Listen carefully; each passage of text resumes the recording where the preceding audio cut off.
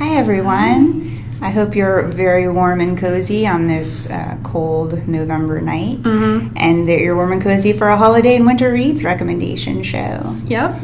So in case you don't know us yet, my name is Devin. I'm Erin. I'm adult services librarian. And I'm a teen services librarian. But she's also covering kids. I'm also covering the kids. We've got everything. Yep.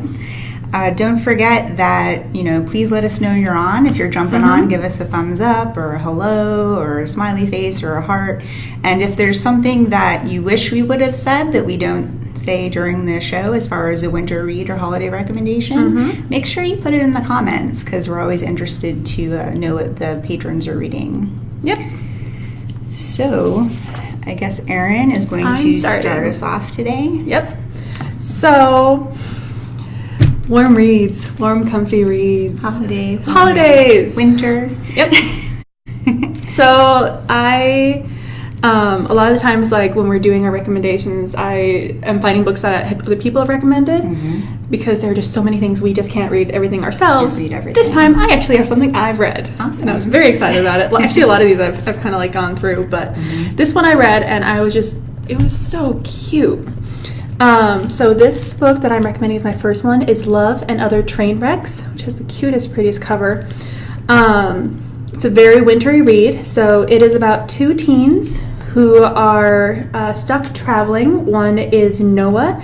He's this hopeless romantic trying to go back to his ex to try and convince her to come back. Aww. And then you have Amy, or Amy, I can't decide, it's A-M-M-Y. She's a cynic who is begrudgingly heading towards her father's second marriage ceremony. Okay. And they're on a train together, and they start they meet, and they start kind of like passing barbs back and forth. And then before they reach their destination, the train breaks down. Now, since both of them are desperate to get to where they need to go, they leave the train in the middle of a snowstorm and head off to try and get to a bus station that's about a mile away. And so, of course, things get complicated, things get in the way, and they start swapping stories about their lives as they go, and they slowly start to fall in love or fall in crush, I guess. It's cute, but it's it's just a very adorable story. It actually has a really well thought out plot, and it's not as predictable as you think it would be. It was just really cute read. I super enjoyed it. Awesome. So yeah, that is Love and Other Train Wrecks by Leah Conan. I see we have a few people on. Don't forget to say hello or give us a thumbs up or a heart or something.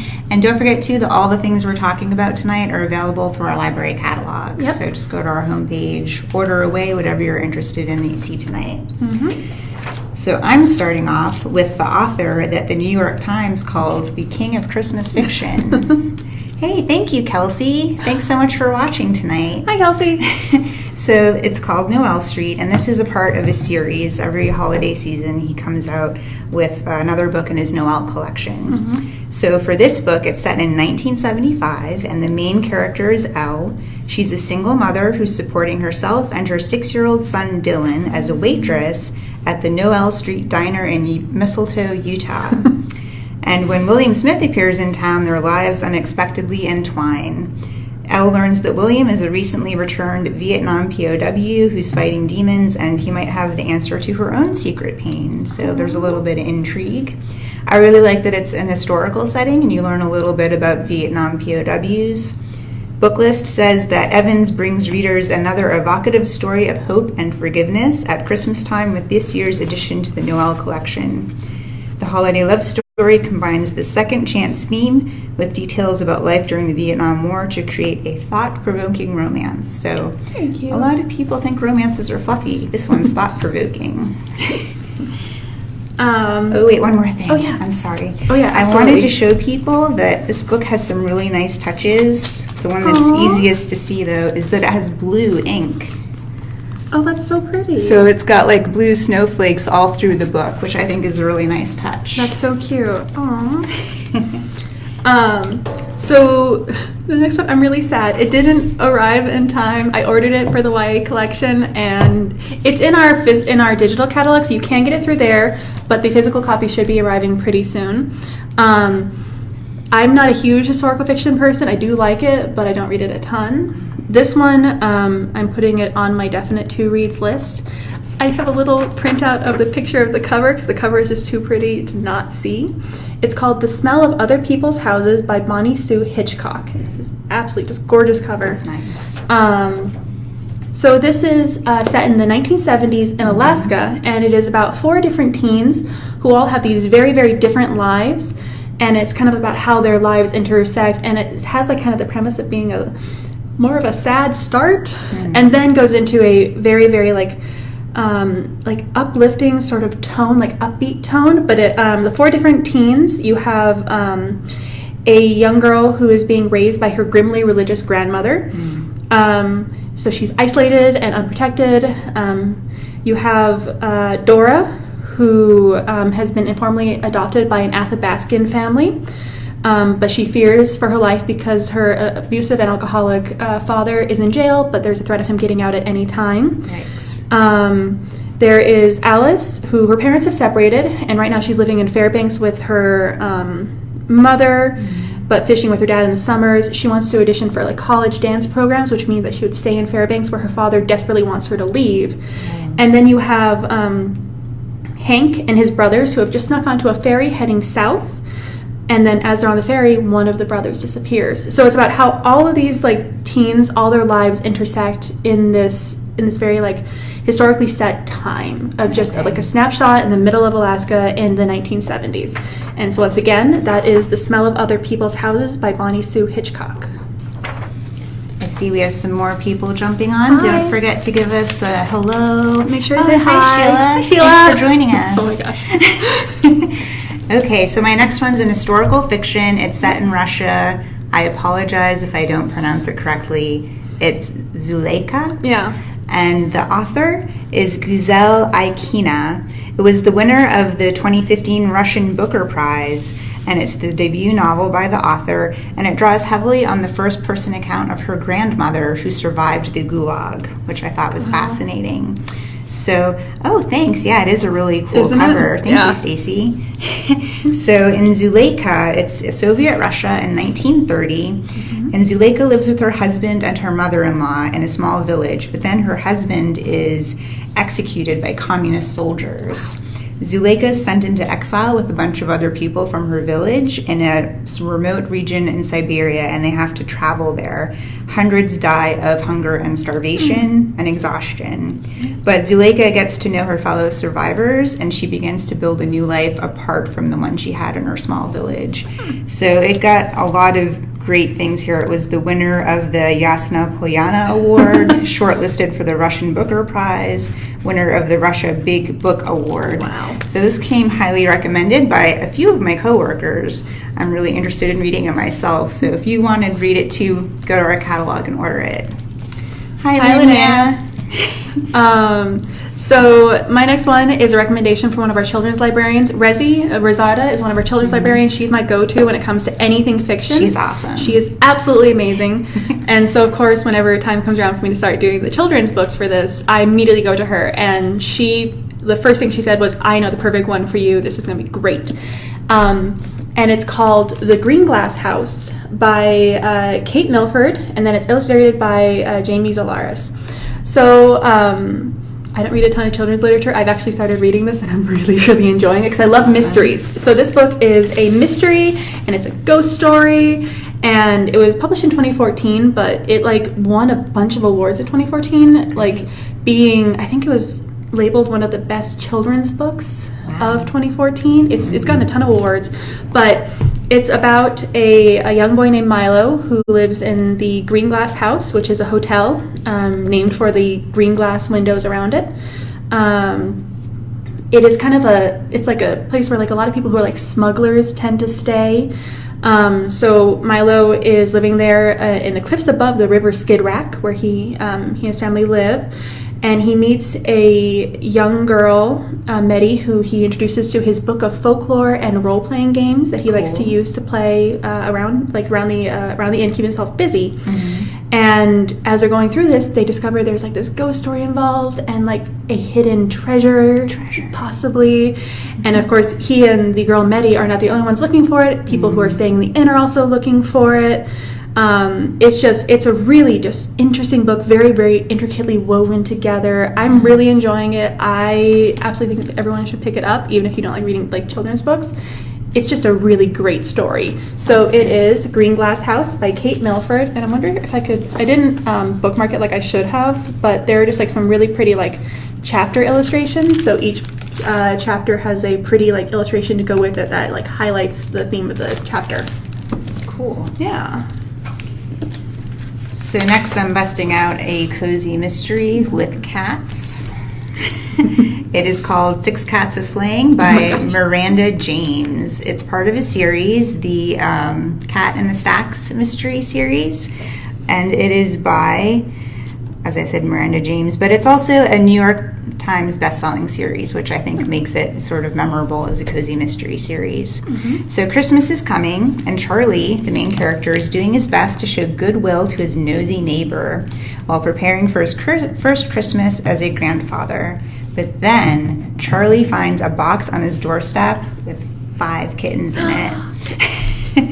So with his cat Diesel's help, they welcome these tiny felines into their home, and the nosy neighbor next door throws a huge party where she ends up dead, suspiciously. So Charlie and Diesel, his cat, have to wrap up the case before the holiday is ruined by a sinister Scrooge. Oh my gosh. Which I thought sounds great. A library journal said that the Cat in the Stacks books, sorry, it's kind of a glare. Yeah. Yeah, cats. I like cats too. The Cat in the Stacks books are ideal for fans of Agatha Christie who like a puzzle.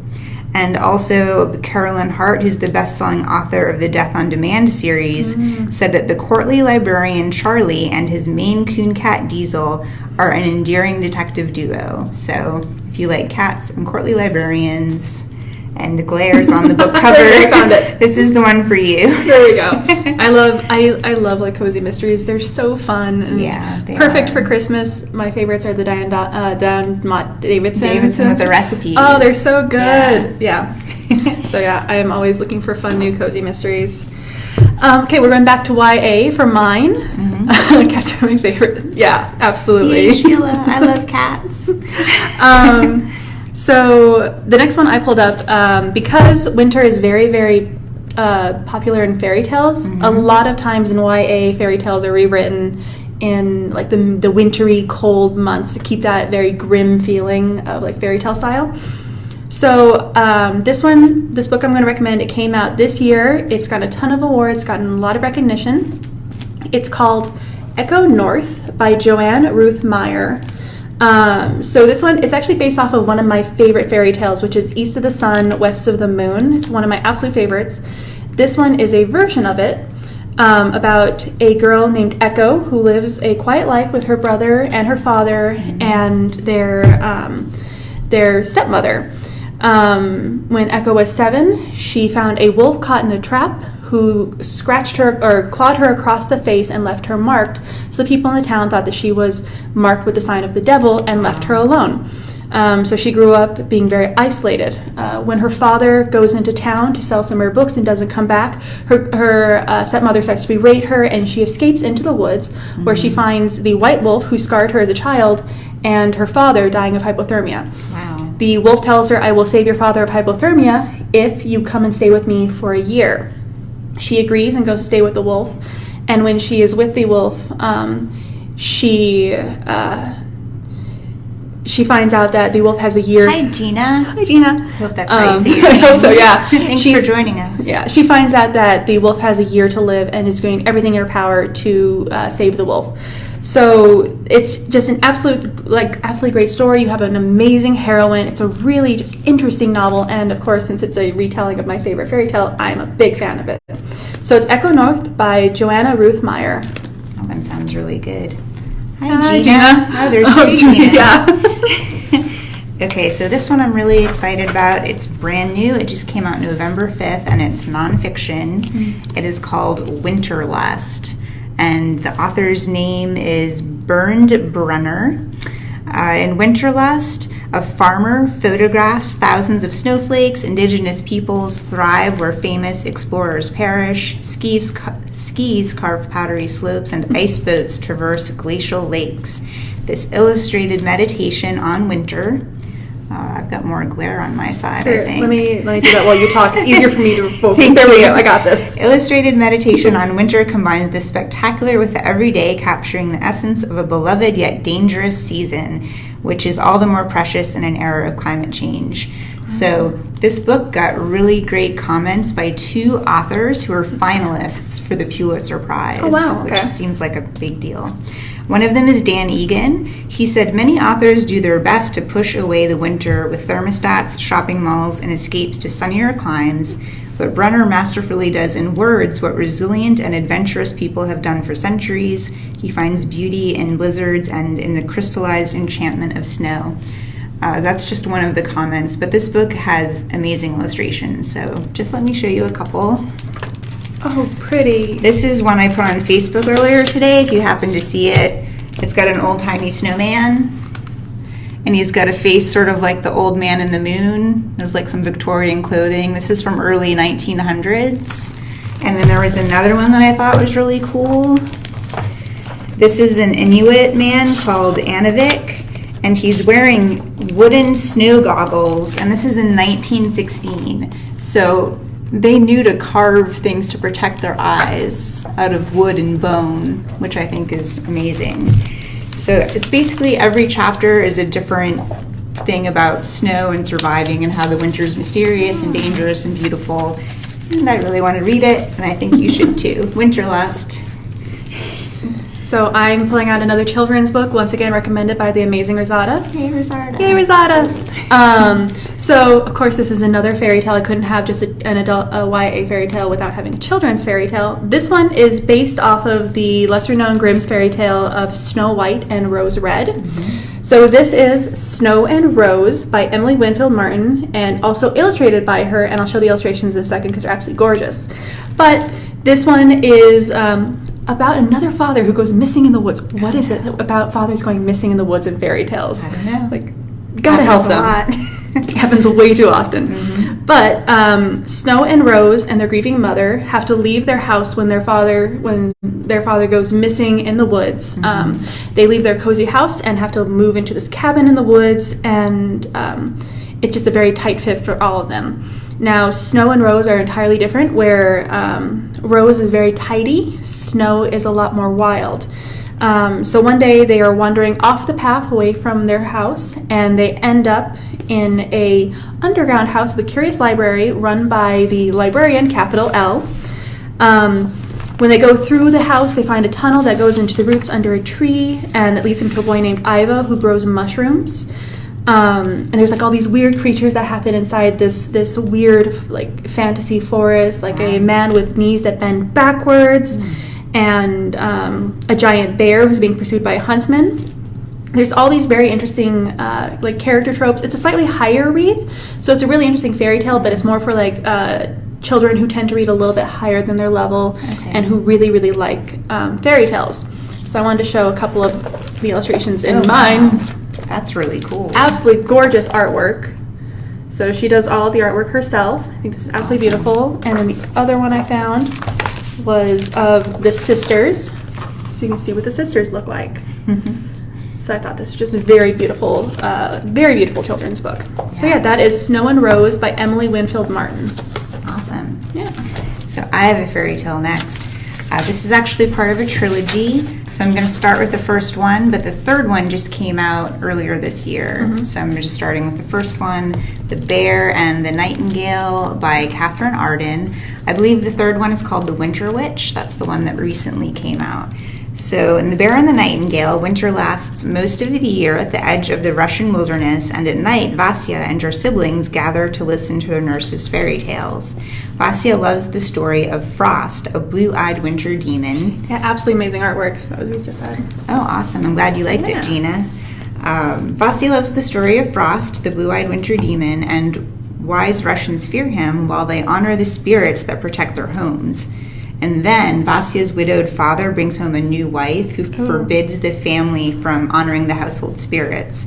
And then misfortune starts to stalk the village, and Vasya has to call on these dangerous gifts that she has concealed to protect her home. So Washington Post, again, this was the first one in the trilogy, but the Washington Post said that the debut novel has the cadence of a beautiful fairy tale, but darker and more lyrical. And Booklist gave it a starred review. They said it's utterly bewitching, immersive, and earthy story of folk magic and faith. So I've heard it's a great trilogy. I'm going to give it a shot myself. Nice. Yeah, thumbs up.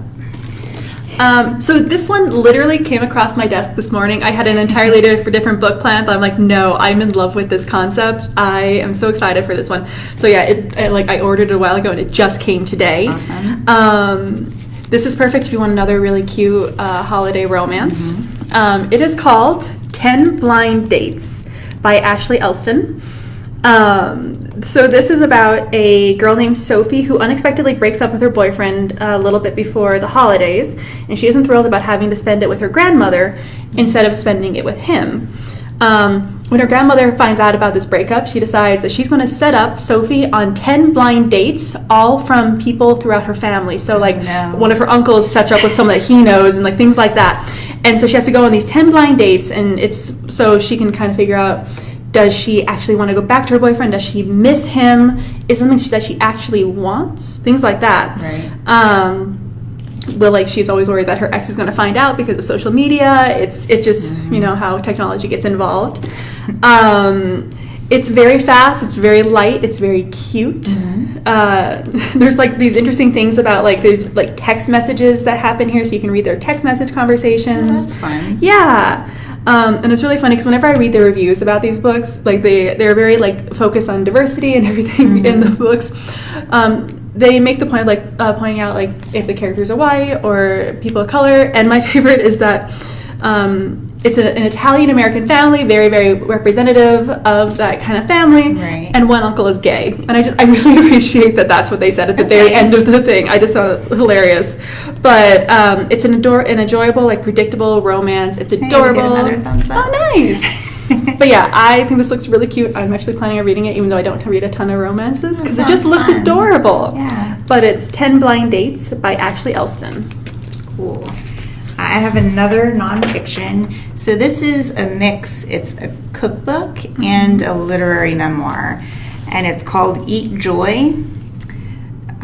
You can see all the author names, or some of the author names, going around the dish there.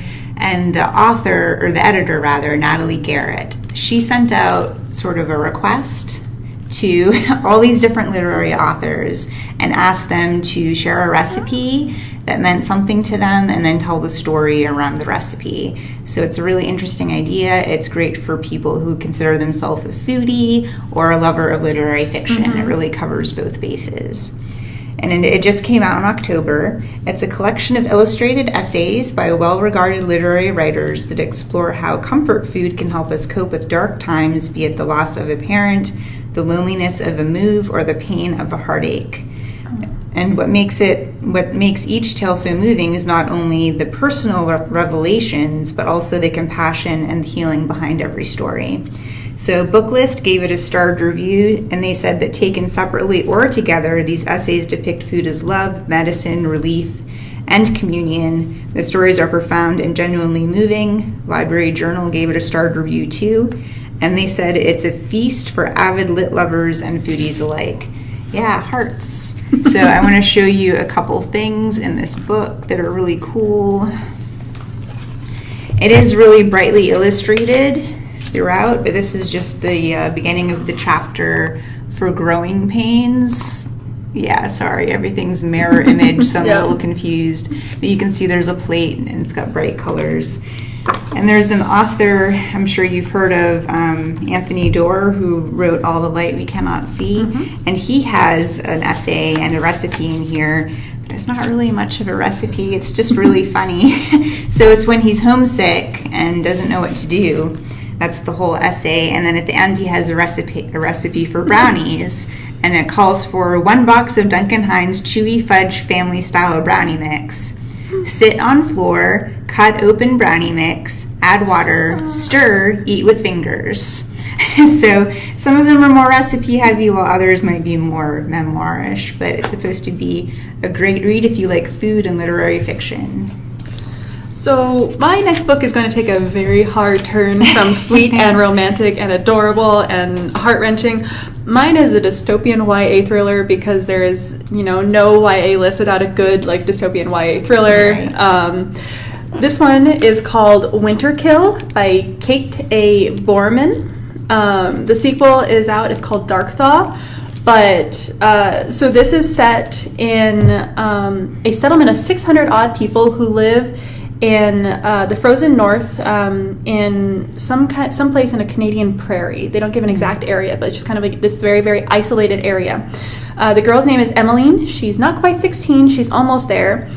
And with her birthday approaching, she's getting very, very worried because it's her coming of age, and once she comes of age, she's going to be eligible to be courted. Oh. And she is currently being leered at by Brothers Stockham of the settlement's leadership, and she does not want it, obviously. Right. She is disabled, she's suffering from a chronic pain, and she's a bit prone to self-harm. And stained, I love how they phrase this, stained by the wayward actions of her grandmother, which I don't know what that means, but it sounds really amazing. Yeah. She, of course, has a crush on the quiet, handsome boy named Kane in her town. And she essentially is focused on leaving the settlement, trying to find her way out. So it's got a very interesting language built into it that mixes a lot of First Nations languages and a lot of Canadian culture. And it looks really interesting. It's gotten a lot of people who do book reviews. They've really liked it. But it, as far as I know, only has 2 books. It's Winterkill and Dark Thaw. So if you're interested in just getting through a full dystopian series, this is something good to try out this winter. Awesome. So I have something that's not so cozy, but it's older. I want to mention it because a related movie just came out. Yep. So Dr. Sleep, who of course was written by Stephen King. It's actually the sequel to The Shining, which is one of my favorite books set in winter. Creepy books. If you like Stephen King, give us a thumbs up or a heart. So if you don't know the story of The Shining, it's a family who go to the Overlook Hotel. The father's name is Jack, and he's sort of hired on as the caretaker. He wants a fresh start. He wants to have time to spend with his family and to work on his writing. But as the winter sets in, the location feels more isolated and remote, and the only one to notice there's strange things happening is the young kid whose name is Danny. So Dr. Sleep, the movie that just came out, that's about Danny as a grown man. This is Danny as a child. So yeah, awesome. It's a great book. Absolutely, yeah. So if you've only seen the movie and you think, I don't need to read the book, it's probably the same. Yeah, No, seriously, you have to read the book. It goes way more into the father's mind and things he's thinking and struggling with as he's sort of fighting the darkness inside him. Also, all the ghosts at the hotel, you get to know more about them. So there's more creepy goings on, and you can also see more of the tension between the family, especially the husband and wife. So really, just read it if you haven't. It's really good. Yep. So finishing it off, we like to finish things off with a nice, light touch, especially after The Shining, which amazing book, read it, but it isn't known for being the most warm-hearted, especially for the holiday. So I want to pull out. I love baking. I cannot cook worth my life, but I can bake really well. So one of my favorite people is the person, she's a YouTube personality named Rosanna Pansino. I can never say her last name correctly.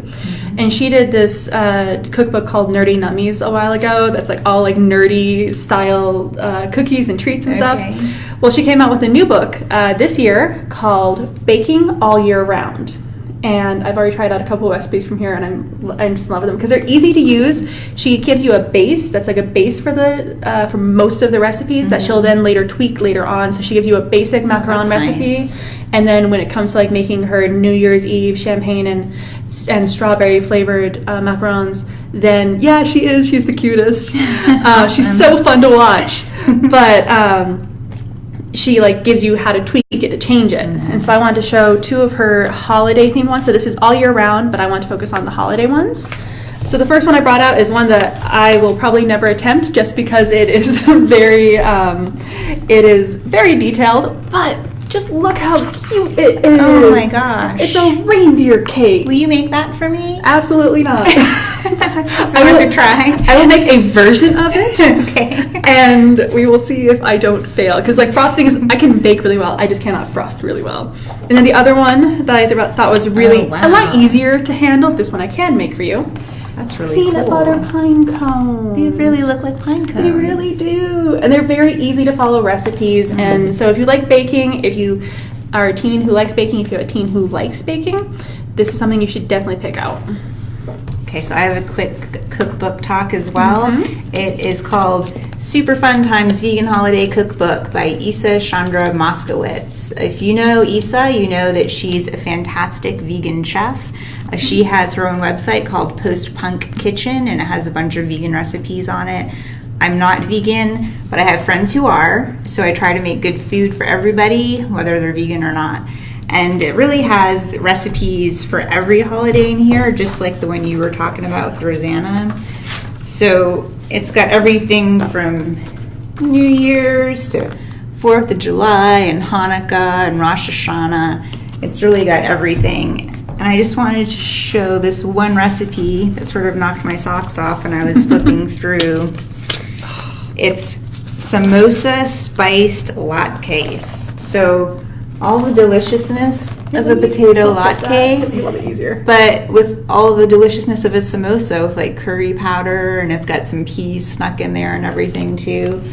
Anything I've made by Isa is fantastic, even though I'm not vegan. It's just for people who like to try something new, a new recipe, or maybe you just like vegetables.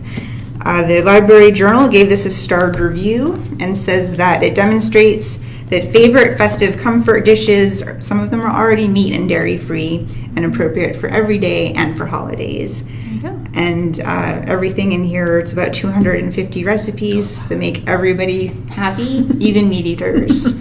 So if you want to give it a shot, Super Fun Times Vegan Holiday Cookbook. So we're at the end of our show. We actually ran a little bit over, but thanks so much for chatting with us and stopping by. We are going to do this again next month. I'm really excited for next month. This is going to be my month. You don't understand.